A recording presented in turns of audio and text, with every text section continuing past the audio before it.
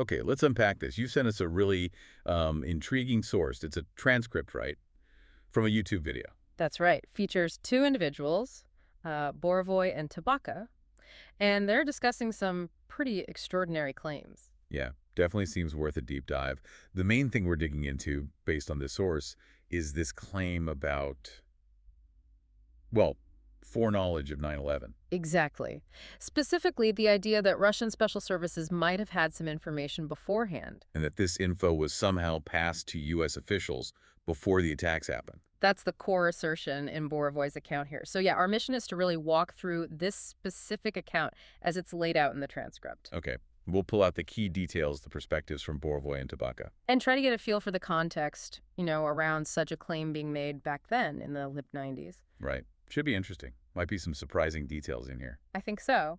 Get ready for maybe a few aha moments as we explore what this transcript actually says. So let's get to the core claim, then. Where does it really start? Well, according to Borovoi's side of the story in this transcript, it starts back in September 1999. Okay. He says he was approached by two officers, Russian military intelligence, the GRU. GRU officers. And did he say why they approached him? Yeah, he paints a specific picture. He says they were kind of in conflict with the FSB. Russia's Domestic Security Service. Right. And apparently unhappy with Putin's moves at the time, especially consolidating control over all the intelligence agencies. Okay, so internal friction. But it wasn't just about Russian politics they talked about. No, not entirely. Borovoi does mention separately they discussed preparations for apartment bombings inside Russia. Which is a whole other related story from that period. Exactly. But the really explosive part, according to his account, was about something targeting the U.S. Right. What specifically did they allegedly warn about? They claimed, he says, that a major terrorist act was being planned on U.S. soil. Okay. And the method, as they described it to Borovoi, involved using civilian airplanes. Using planes. Yeah, to essentially torpedo buildings within the United States. That's the term used in the summary. Wow. Okay. Did they name anyone? He says they did. Someone called bin Laden. Bin Laden. Yes. And also mention a new terrorist organization, one that was, pretty much unknown back in 1999. That's incredibly specific, if true. So let's dig into these sources. GRU officers, he says. Yes, he's quite clear on that. And he implies the leak was driven by these internal power struggles, like the GRU feeling squeezed by the FSB. He even kind of speculates that maybe, just maybe, it had some level of quiet backing from some within the GRU leadership. That's a way to push back against the FSB, maybe? Perhaps. That's the implication he raises. Huh. He also brings up this darker idea. What's that? About ideology, suggesting that the sort of ingrained, imminent hatred for the West drilled into them during KGB GRU training could theoretically explain why some officers might even get tangled up with someone like bin Laden. It's a heavy suggestion. It really is. Did Borovoi say he checked them out? Verified they were who they said they were? He does claim that, yes. He says he confirmed they were genuinely GRU officers. That's a key part of his narrative. And the risk. You mentioned risk. What happened to these officers, according to Borovoi? It's quite tragic the way he tells it. He claims one of them died in a car crash just 2 months after giving him this information. Oh, wow. A car crash. Suspicious timing. You could say that. And the second officer, Borovoi says, died later, while Borovoi himself was actually in the U.S. So both sources died relatively quickly after sharing this alleged information. That's his account. It certainly highlights the potential danger involved in something like this. Okay, so Borovoi gets this incredibly dangerous, specific information. What does he claim he did next? He says he tried to warn the U.S. right away. This is still September 1999. Oh. Went to the U.S. Embassy in Moscow, met with an FBI representative there. An FBI agent at the embassy. Yes. And he says he told this agent everything he'd heard from the GRU guys. And what was the reaction? Initially, according to Borovoi, the agent was a bit dismissive. Said something like, the information was not of my level.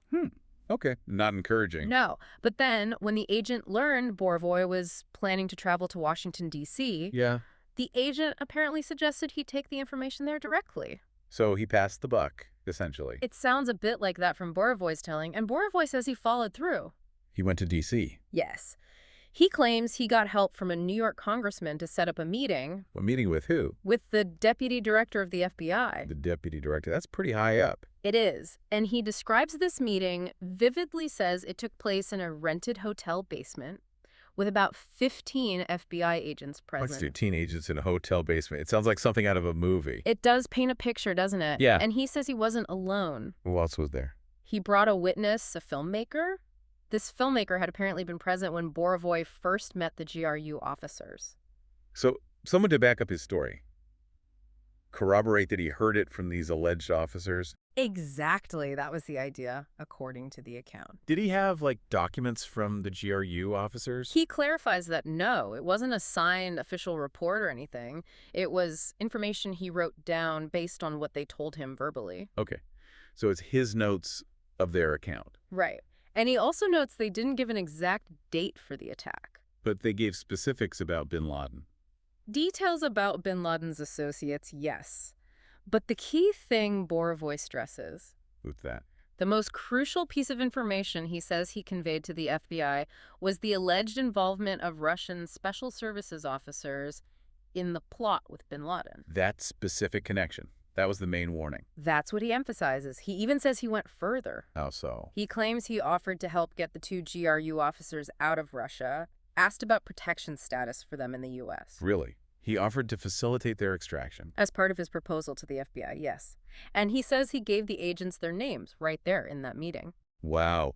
Okay, so a high-level meeting, a witness, names of the sources, an offer to help them. What happened next? Well, this is where Borovoi's account gets quite stark. He claims that despite all that, there was basically no significant follow-up from the U.S. side, not about the warning itself or about the officers he'd named. No follow-up at all. He states very clearly no one ever contacted him again about those officers after he went back to Moscow and later found out they had died.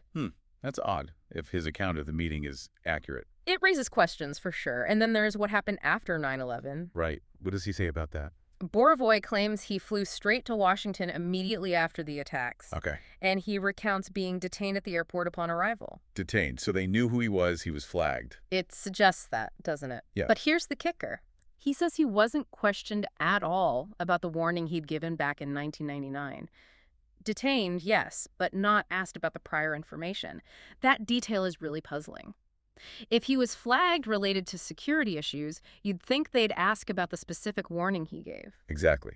How was that info logged or shared internally? It's unclear from his account. But his story regarding this warning doesn't completely end there. No. What else? He talks about testifying later, in 2003, before a U.S. Congress Security Committee. Okay, several years after the attacks. Right.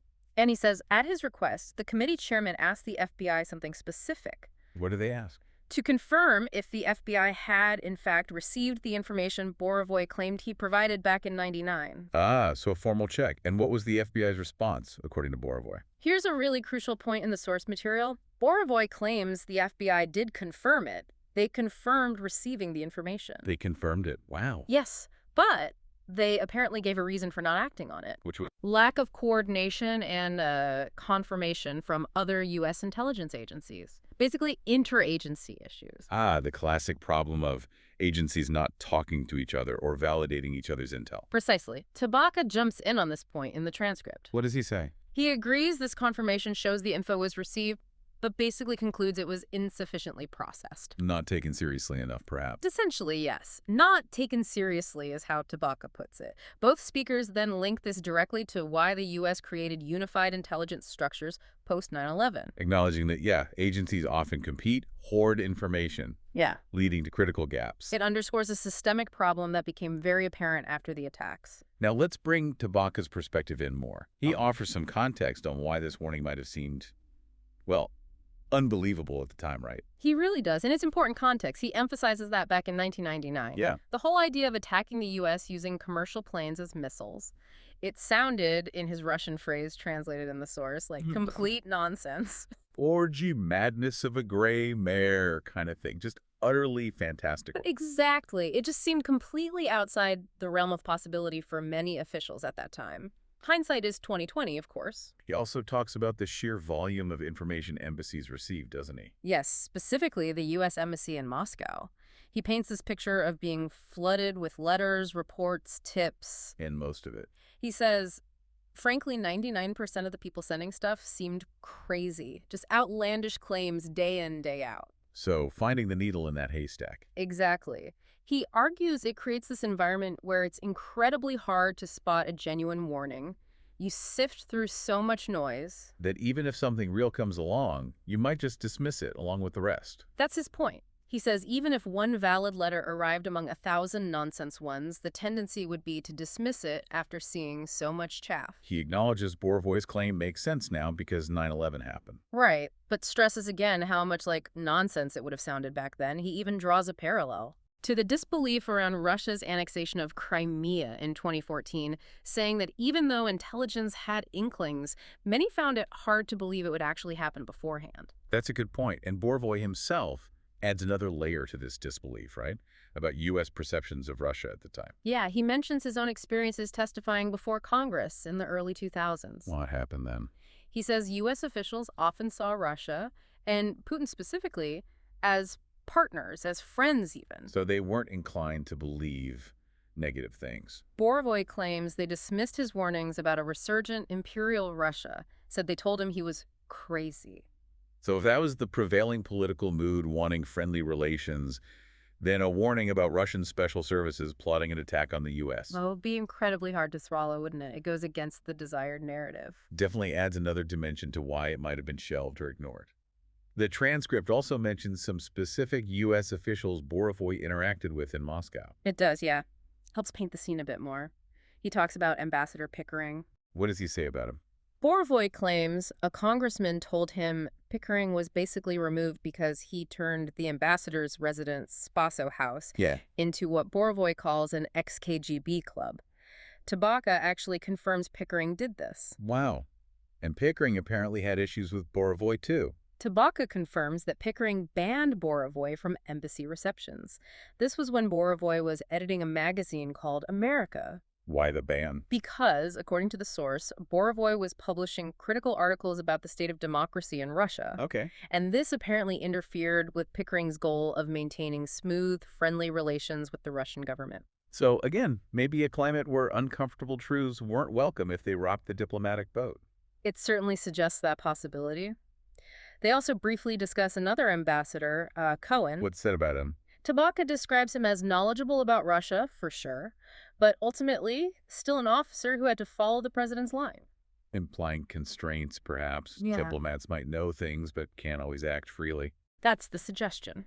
Limited by policy from Washington.